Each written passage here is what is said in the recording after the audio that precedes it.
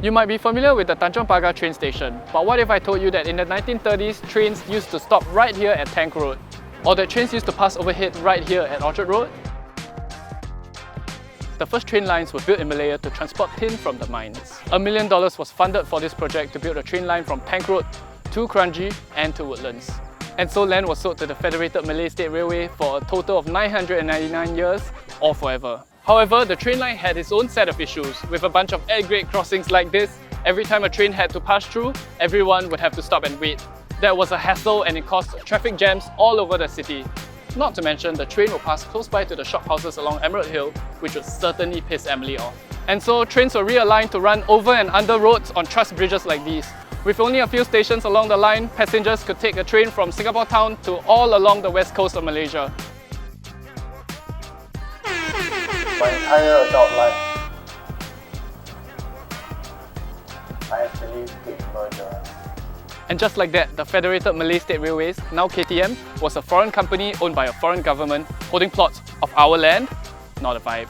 Not only was it now sovereign Malaysian land, it also bisected the country into two halves on opposite sides of the rail line.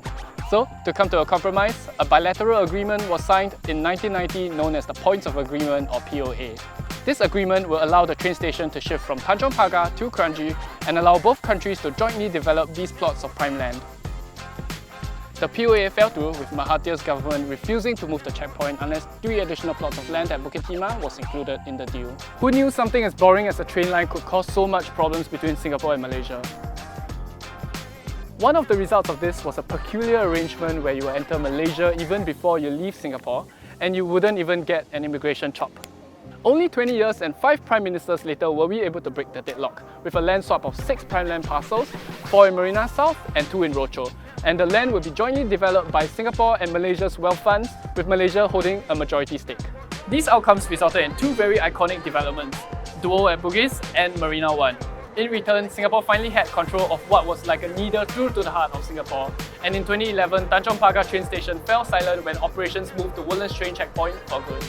But not for long, of course. A new type of train will soon run under the Tanjong Pagar train station, with the Circle Line closing its circle. And I guess Tanjong Pagar train station will come full circle as well.